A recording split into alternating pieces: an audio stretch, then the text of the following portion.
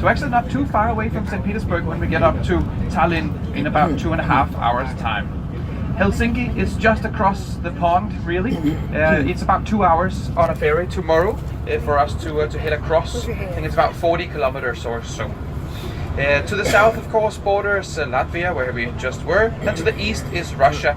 And of course also to mention Lake Peipus. Lake Peipus is the 5th largest lake in all of Europe, and it's the largest transboundary lake or transboundary body of water in all of Europe. That means that it's bigger than Lake Geneva. I'm sure you've heard of Lake Geneva before, in between Switzerland and France, or Lake Genève if you're from France. But Lake Geneva is quite famous for being a big body of water that is part of the border between Switzerland and France. But here, Lake Peipus is even bigger than that. It's a little bit smaller than the Ladoga Lake and the Onaga Lake, which is both in Russia. Then we got the Lake Vänern in Sweden, and the Saimaa. I don't know if you remember when we were in Finland, when we were in Helsinki, we left that morning and I talked about Lake Saimaa, that was the 3rd largest or 4th largest in all of Europe. And the Saimaa seal, they have this very endangered animals, but there's only 300 left of these Saimaa seal in the lake in Finland. And then come Peipus, 5th largest in all of Europe. There's a very easy number of islands as part of Estonia to remember. 2,222 islands in Estonia, and they're all of course in the Baltic Sea. So I think maybe there could be 2,221 or 2,223, and they've kind of like dug it up or gotten rid of it, or maybe just put a bit of sand on the dirt to make an island, to make it 2,222. It's a little bit too perfect to remember. The highest point, as we talked about yesterday, 6 meters taller than in Latvia, 318 meters above sea level. That's 1,045 feet. And the flag is horizontal lines. We're getting used to horizontal lines. Top to bottom, we got blue, black, and white. Blue at the top, black in the middle, and white down the bottom. The name of the flag is a funny one, Sinimustvalje, and I'm probably saying that completely wrong, but that actually means blue, black, white. Translates to blue, black, white. What a great name. Keep it simple. What color is our flag again? What's the name of it? Oh yeah, there you go, blue, black, white.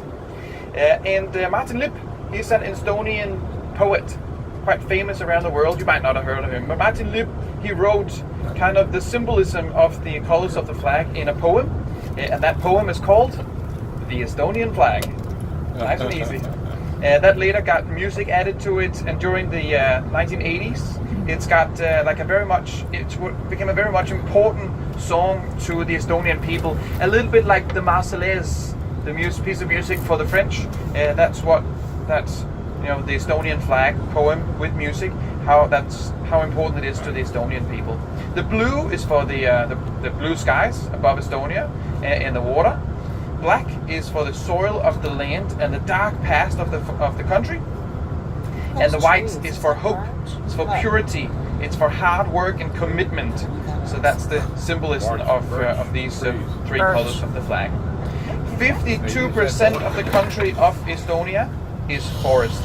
52%. That's over half of it is forest. You'll see lots and lots of forest. We're driving through it right now. For those of you who've driven through Finland, you'll see a fair resemblance here between Finland and Estonia. Look at all the white trees. These are birch trees. These trees are actually the national tree of Finland, which is just north of us. And the language here is very similar to Finnish language too. So there's very many similarities between Estonia and Finland. Population here is just about 1.3 million people. It's the smallest of the 3 Baltic sisters. 450,000 of these 1.3 million lives in Tallinn.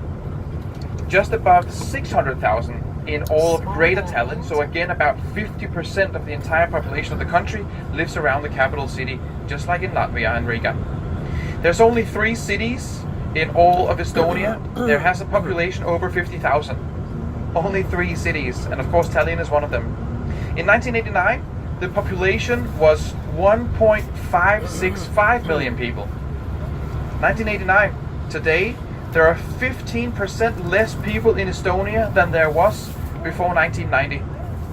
The official language is Estonian, which is something will it's an ethnic Estonians are kind of considered to be Finno-Ugric people, if you've ever heard that term before. They're people from the Ural Mountains whose descendants today live around the Baltic Sea or in Hungary, funnily enough. They speak a similar language, but can't really understand each other. As I mentioned also yesterday, the Hungarian language sounds similar to Finnish and to Estonian, but there is no resemblance. They cannot understand each other than the sound. People as far up to the northwestern part of Russia, before entering into Siberia, of course the Ural Mountains, then up to northern Sweden, northern Norway, northern Finland, and in Estonia, and then of course parts of Hungary too. Those are the ones that are speaking this Finno-Ugric language that comes from the Ural Mountains. It was two tribes that traveled west. One of them continued west and settled in this area that I just mentioned, and one of them traveled south and settled in Hungary, and that's where the languages are sounding similar, but over time has developed differently. Estonians are a lot more men than women. For every 100 women here, there's a lot more women than men. For every 100 women, there's 84 men. So that's quite a big difference. Only in the U.S. territory of Northern Mariana Islands in the Pacific Ocean. If anyone's ever heard of the Northern Mariana Islands, yeah, you heard of it. That's the only place in the world that has a smaller percentage of males than here in Estonia. But in the Northern Mariana Islands, there's only 50,000 people that live there, so it can't really be, considered a country. But here, 1.3 million people and 100 to 80 to 84. They're very good at sports here. They actually ranked number 7 of medals per capita at the Olympics. Wow. That's amazing. A country with 1.3 million people. And they're very good at wife carrying too. You remember wife carrying? The Estonian carry method. The one where she's on her back, she's on his back with his bum right in her face. Hanging down, exactly. That's the Estonian carry method. They actually have won this wife carry competition for 11 consecutive years from 1998 to 2008 in Finland. But then since then the flying Finn has taken over and he's done 6 years in a row or so. They actually receive more tourists than their population, the total population here. Around 1.5 million people arrives in Estonia every year, and 500,000 of that, so about 33% of the visitors comes from cruise ships, and that is a growing industry. I had a question if we're going to have time for souvenirs today. Don't worry, we will have plenty of time for souvenirs. The souvenir shops don't really close till around 9 o'clock or so, 10 o'clock at night. But of course that's also because of the cruise ships that come in for the people to have enough time to buy their fridge magnets or postcards or whatever they need. It's the 5th least crowded country in Europe, and the density of the population is 28 people per square kilometer. 28 people. It's only Finland and Sweden, Norway and Russia that beats them there. And of course that they've got huge land for a tiny population. But the same here, not a huge country, but a tiny population. So the 5th least crowded country in all of Europe. Public transport in Tallinn is free if you're a local. If you live in Tallinn, you do not pay for public transport. That's fantastic. Skype, the Skype, the kind of old-time FaceTime thing. Skype was actually partly invented in Estonia, and today 44% of the employees at Skype, they work in Tallinn. Because this is where they kind of developed it. Latvia and Estonia has the highest literary percentage of adults in the world. Wow. 99.8% of the adults here in Estonia and also Latvia can read and write. That's fantastic. North Korea claims to have 100%, but I guess we'll never know. Estonia is the world's least religious country as well. Wow. 16% of the population says that religion is part of their life. 16% are religious. That's it. Wow. That's compared to 27% in Britain, 65% in the US, and 100% in Bangladesh and Indonesia. Wow. That's amazing. One of the most famous people through the time in Estonia was Paul Keres. He is a chess grandmaster from the 1930s. to kind of the mid-60s, 10% of the population attended his funeral when he died. That's crazy. 10% of the population. A short little history. We'll hear a lot more from Evelyn when we meet her, our local specialist for today. Estonia was the last of the areas in Europe to be Christianized. In the year 768, Charlemagne went through Europe and Christianized every pagan by force. In the year 800, he was crowned Charlemagne, the emperor of the second European empire since the Romans, of course. In the year 814, he died, but Christianization, of course, continued. The Scandinavian countries were Christianized around the year 1100, and then we only missed out the Baltics. In the late 1100s, there were a group of people that lived on the northern shores of the Baltic states, which, of course, is Tallinn today. Back in those days, it was called Lundanese. And the pagans there, they raided Copenhagen 3 times, exactly like the Vikings had done it, in Britain and France and everywhere. There came these Wends and raided in Copenhagen, so it's kind of like a little bit of, they backfired. These Vikings became Christian, and then all of a sudden they realized that there were other Vikings that hadn't been Christianized yet that traveled to Copenhagen to raid the city. So therefore there was a Danish bishop, his name is Absalon. He's the founder of Copenhagen, the capital of Denmark. If anyone thought that Denmark was the capital of Sweden, you're wrong. We have our own capital, it's called Copenhagen. Bishop Absalon asked his stepbrother, who actually was also the king, Valdemar the Great, to send an army to find these Wends, because Absalon was building up a city and he couldn't have these Wends, W-E-N-D-S, this group of people come and raid the city every now and again. It didn't work out, so he asked his king to send out an army, and the pagans, the Wends, they of course didn't want any of it. Finally they found the Wends and they didn't want to be Christian. So to be sure that their gods were stronger than the Danish gods, they allowed the Danes to destroy the monument in town. So they built a monument to the pagan gods, and when the Danes came in and destroyed the monument, they of course started to have doubt, because why did their gods not punish the Danes for destroying the monument that they had built to the gods? But it didn't go that easy. They decided to fight against the Danes, and again the Battle of Lundanese, which was the old name for Tallinn, happened on the 15th of June in 1219. 15th of June 1219, the Battle of Lundanese. It was a very, very close battle. Went back and forth. The Danes had brought a priest with them, and this priest had traveled up to the top of a little hill and sat there and watched over the battle. He realized that every time he put his hands in the air and prayed to God, the Danes were gaining momentum. They were winning. But as you all know, it's impossible to keep your arms above your head for a long period of time.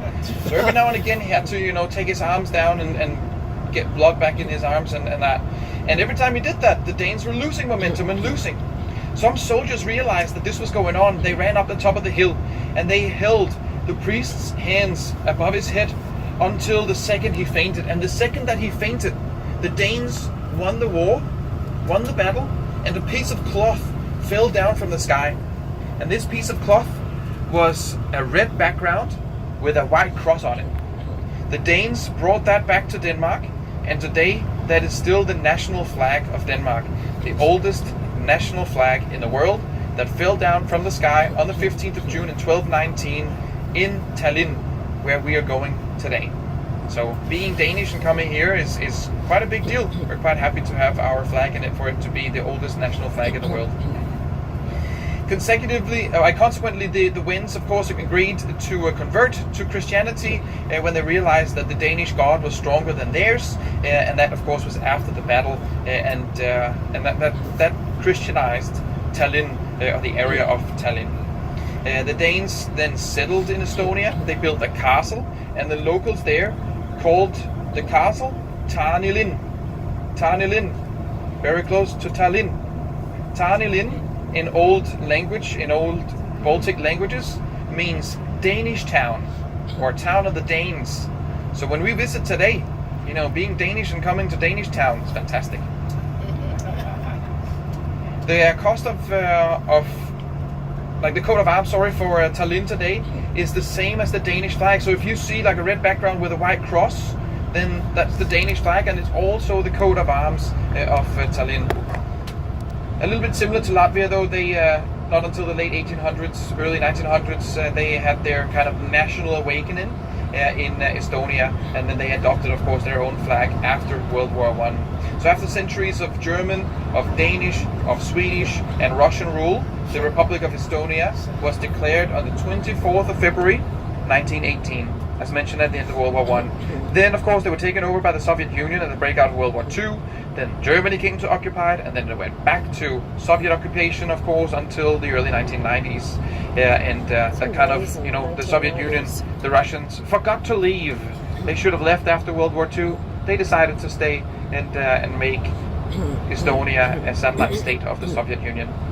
Today, Estonia is member of the European Union, the Monetary Union, the Euro, of course, the Council of Europe, the Schengen, United Nations, and of course NATO also. And it is one of the fastest growing economies together with the Baltic sisters in the European Union. In 2005, they had the world's first elections where the public voted online. Wow. So you didn't have to go to the local school hall or wherever you go to vote. You just did it online. That is smart. 2014, that was in 2005. 2014, they started as the first country in the world something called e-residency. So you have online applications to be a resident in Estonia. That is fantastic. So e-residency, you have it all on a computer screen in front of you. Your social security number, like all your details, taxes, everything. A few Estonian words to remember or to learn. Hello is terve. Terve. Terve. Again, you gotta roll that tongue. T-E-R-V-E. Terve. Terve. You can also just say hi to keep it easy, and that's very similar to Finnish. Can anyone guess then what goodbye is? Hi hi. Hi hi. So hi and hi hi, same as in Finland. Please, ole hyvä. Ole hyvä is please. Ole hyvä. Thank you. Oh, sorry, palun. Sorry, palun. Palun is please. And thank you is tanan. Tanan. Cheers is tervisex. Sounds like Tervisex. Alrighty, I'll play you the Singing Revolution for you now. It's about an hour and a half video, and it's a really good documentary of the country.